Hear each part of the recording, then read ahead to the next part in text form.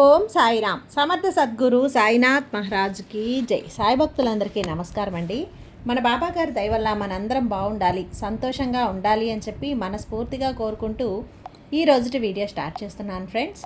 ఇక ఈరోజు వీడియోలో మనం చూడబోయేది ఏంటి అంటే, తల్లి ఇది నీ పితృదేవతల యొక్క సందేశం అమ్మ. ఎందుకంటే నీ పితృదేవతల అస్తమానం నీతో మాట్లాడడానికి, నీకు సందేశాలు పంపడానికి, సంకేతాలు పంపడానికి వాళ్లకు అనుమతి ఉండదు కదా. ఎప్పుడో కానీ వాళ్ళకి అనుమతి అనేది రాదు. కాసింత సమయం దొరుకుతుంది. ఆ కాస్తంత సమయంలో తన వాళ్ళ కోసం, అయిన వాళ్ళ కోసం, తన కుటుంబీకుల కోసం ఏదో ఒక సందేశం అనేది వాళ్ళకి పంపాలి అని చెప్పి తహతహలాడిపోతూ ఉంటారు. ఏదో ఒక సందేశాన్ని మీతో పంపించాలి అని చెప్పి ఆలోచిస్తుంటారు. చూసుకోమ్మా, మళ్ళీ ఇలాంటి అవకాశం అనేది ఎప్పటికో కానీ రాదు. అది కూడా ఈ రోజున వాళ్లకు అనుమతి అనేది వచ్చింది, అవకాశం వచ్చింది. అందుకే నీతో ఈ సందేశం అనేది చెప్పాలి అనుకుంటున్నారు బిడ్డ. ఎందుకో కానీ ఈరోజు చాలా గట్టిగా బలంగా కోరుకుంటున్నారు.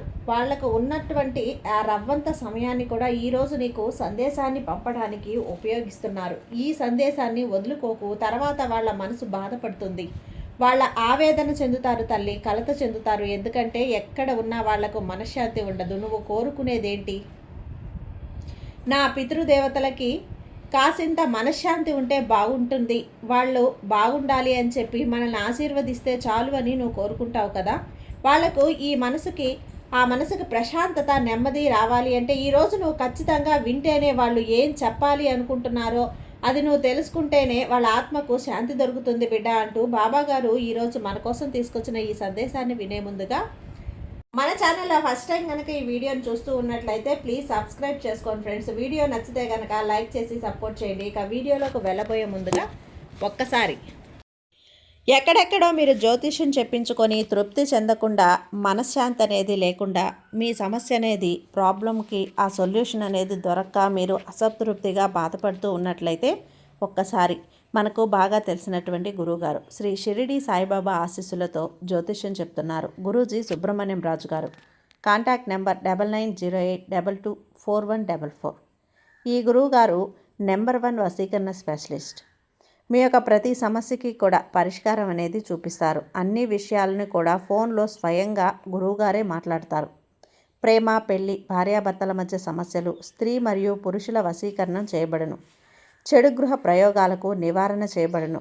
మీ యొక్క ఎటువంటి సమస్యనైనా సరే ఫోన్లోనే 24 గంటల్లో పరిష్కారం అనేది చూపిస్తారు. కాబట్టి నమ్మకంతో గురువుగారిని కాంటాక్ట్ అవ్వండి. మీరు ఎక్కడెక్కడో జ్యోతిష్యం చెప్పించుకొని అసంతృప్తి చెంది ఉంటే ఈ గురువుగారి దగ్గర ఒక్కసారి ఫోన్ చేసి మీ సమస్యకు పరిష్కారం అనేది తెలుసుకున్న తర్వాత మీ మనస్సు ప్రశాంతంగా ఉంటుంది.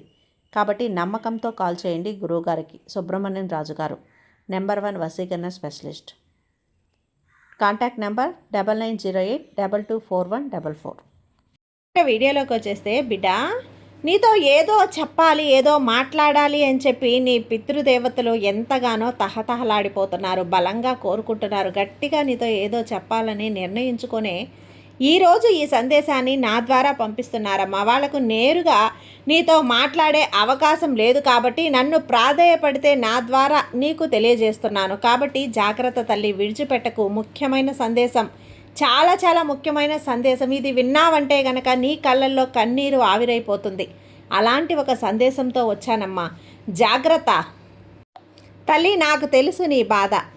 నీ సాయి చెబుతున్న ఈ సాయి వాక్కులు నీ గుండెలో దాచుకమ్మా. నీకు కొండంత ధైర్యం వస్తుంది, భరోసా వస్తుంది. నీ కన్నీటి అలలు నీ హృదయాన్ని ముంచెత్తుతున్నాయి కదా. నీ బాబాకు తెలియదు అనుకుంటున్నావా? లోకం ముందు నువ్వు ధైర్యంగా నవ్వుతున్నా, ఒంటరిగా ఉన్నప్పుడు నీ కళ్ళ నుంచి జారే ప్రతి కన్నీటి చుక్క కూడా నా పాదాల దగ్గర తాకుతోంది తల్లి.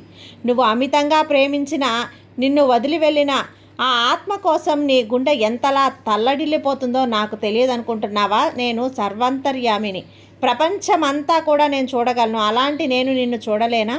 ఎలా అనుకుంటున్నావు బిడ్డ? నేను చూస్తూనే ఉన్నాను. ఆ కాలాన్ని వెనక్కి తిప్పలేక, ఆ మనిషిని తిరిగి తెచ్చుకోలేక నువ్వు పడుతున్న నరక యాతన గురించి నాకు తెలియదనుకుంటున్నావా? వాళ్ళను మర్చిపోలేక నువ్వు అన్నం నీళ్లు మానేసిన రోజులు నాకు తెలుసమ్మా.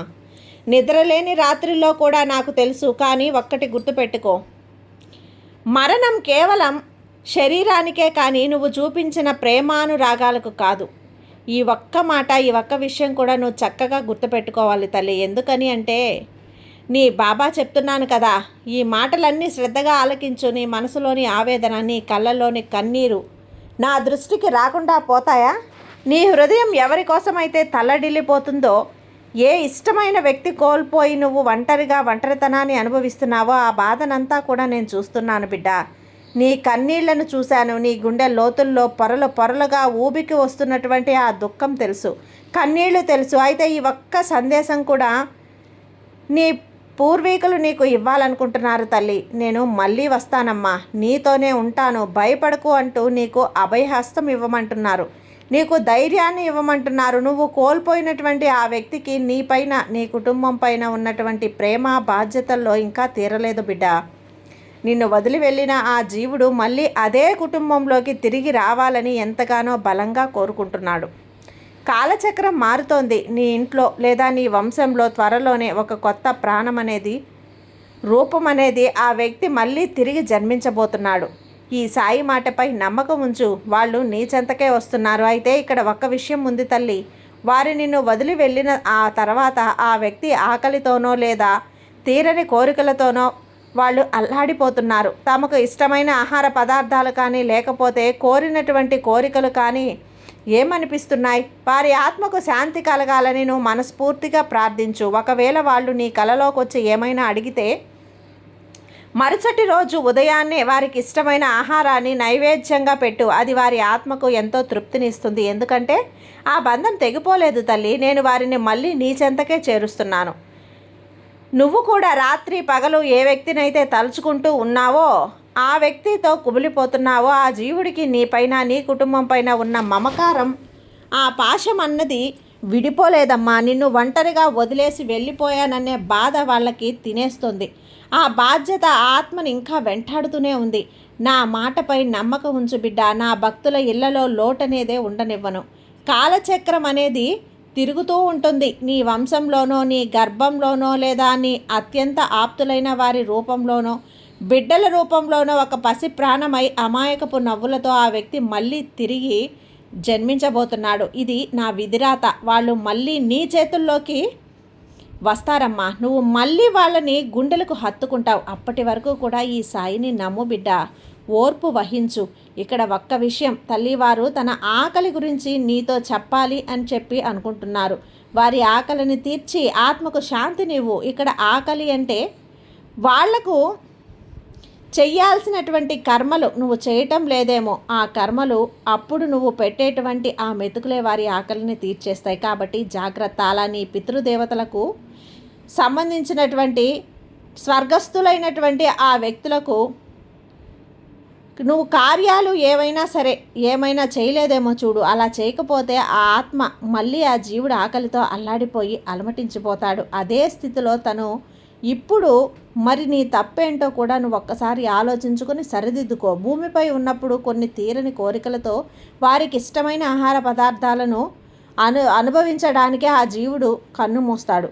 అందుకే ఆ ఆత్మ మళ్ళీ పరిభ్రమిస్తూ కాస్త తృప్తి కోసం, నీ ప్రేమ కోసం ఎదురు చూస్తూ ఉంటుంది. నువ్వు చెయ్యాల్సింది ఒక్కటే, ఏడుస్తూ కూర్చోవటం మానేసి వారి ఆత్మకు మోక్షం కలగాలని నా ముందు ప్రార్థించు. ఒకవేళ వాళ్ళు నీ కళ్ళలోకి వచ్చే ఏ రూపంలోనైనా కనిపిస్తే మరుసటి రోజే పవిత్రంగా స్నానం చేసి వారి ఫోటో ముందు దీపం వెలిగించు. వారి ఇష్టమైన ఆహారాన్ని ఎంతో ప్రేమగా నైవేద్యంగా పెట్టు. నువ్వు పెట్టే ఆ ఒక్క ముద్ద వారి ఆత్మకు తృప్తిని, మోక్ష మార్గాన్ని ప్రసాదిస్తుంది. ఆలోచించు. ఏమైనా మర్చిపోయావా? వాళ్ళకున్న కోరికలేంటి, ఆశలేంటి, వాళ్లకు చేయాల్సినటువంటి కార్యక్రమాలు చేస్తున్నావా లేదా? ఒక్కసారి ఆలోచించుకో. మనసు పెట్టి ఆలోచించు బిడ్డ. నువ్వు ఒంటరి దానివి కాదమ్మా. నీ వెనక ఈ సాయి ఉన్నాడు. ఆ తర్వాత నీ పితృదేవతల ఆశీర్వాదం కూడా ఉంది. వాళ్లను కష్టపెట్టకు. వాళ్ళ మనసునికి ప్రశాంతతను కలిగించు. వాళ్ళ ఆత్మకు శాంతిని కలిగించు. అయ్యో, నేనే నా బాధ్యతలను సరిగ్గా నిర్వర్తించలేకపోతున్నానేమో, పిల్లలకు, కుటుంబానికి అన్యాయం చేస్తున్నానేమో అన్న అపరాధ భావం నీ మనసుని లోపల తొలిచేస్తుంది. ఆ గిల్ట్ అనేది ఏదైతే ఉందో అది నిన్ను తొలిచేస్తుంది బిడ్డ. వద్దు తల్లి, ఆ నిందలో నీపై నువ్వు వేసుకోవద్దు. నీ శక్తి పైన, నీ సామర్థ్యం పైన నీకు నమ్మకం పోనివ్వకు. నీ మీద నీకే నమ్మకం లేకపోతే ఎదుటి వాళ్లకు ఎలా ఉంటుందో ఒక్కసారి ఆలోచించు. ఈ సృష్టిలో ఏది నా ప్రమేయం లేకుండా జరగదు తల్లి. నిన్ను ఈ స్థితిలో నిలబెట్టాను అంటే నిన్ను నడిపించే బాధ్యత కూడా నాదే. నువ్వు ఒంటరిగా ఏడుస్తూ కూర్చుంటే నేను చూడలేను. ధైర్యంగా అడుగు ముందుకు వెయ్యి. నీ వెనుక నీ నీడలా నీ నుండి ప్రతి పనిని వెన్నుండి నడిపిస్తాను. నా పైన భారం వేసి ప్రశాంతంగా నిద్రపోమ్మా. నీ మనసులో రేగుతున్న ప్రశ్నల తుఫానుకి, నీ ఆందోళనలకు సమాధానం కావాలి అంటే రాత్రి పడుకునే ముందు కాసేపు ప్రశాంతంగా కళ్ళు మూసుకొని ధ్యానం చేయి. నీ శూన్యమైన హృదయంలోకి నా జ్ఞానాన్ని నింపుతాను. నీ కలల ద్వారానే నీకు మార్గాన్ని చూపిస్తాను. ఎందుకంటే సాయి ఎప్పుడు కూడా నేరుగా వచ్చి మాట్లాడడు. కలల ద్వారానో, సంకేతాల ద్వారానో, సందేశాల ద్వారానో, ఎవరో ఒక వ్యక్తి ద్వారానో మాత్రమే నేను మాట్లాడతాను. అలా నీకు కలల ద్వారానే నీ మార్గాన్ని నేను చూపిస్తాను. ఆ సమయంలో నువ్వు కనిపెట్టాలి. నేను చూపిస్తున్నటువంటి మార్గాన్ని పట్టుకోవాలి, గుర్తించాలి. అంతే. భయపడకు తల్లి. నీ కష్టాలు రాత్రి ముగిసిపోయే కాలం అనేది ఆసన్నమైందమ్మా. నువ్వు కోల్పోయిన సంతోషాన్ని ఆ మనుషుల సరికొత్త రూపంలో నీకు తిరిగి ఇవ్వటమే ఈ సాయి బాధ్యత. ఎల్లప్పుడూ నా నామస్మరణ చేస్తూ ఉండు. ఈ బాబా పైన నమ్మకం ఉంచు తల్లి. నువ్వు కోల్పోయినవన్నీ కూడా నీకు తిరిగి రప్పిస్తాను. ఈ ఇష్టమని చెప్పాను కదా, నీ కుటుంబంలో ఎలాంటిదైనా సరే నీకు తిరిగి రప్పిస్తాను. బాబా మీద నమ్మకంతో ఉండమ్మా. నీ ఇంట్లో నేను అడుగు పెట్టబోతున్నాను. నీకు మనశ్శాంతి అనేది కలిగించబోతున్నాను. ఆ ధైర్యమే నీకు అన్నింటినీ కూడా తిరిగి తెప్పిస్తుంది. ఈ బాబా నీకు తోడుగా ఉన్నంత వరకు నీకు భయం ఎందుకు బిడ్డ? సర్వే జన సుఖినో భవంతు. జై సాయిరాం.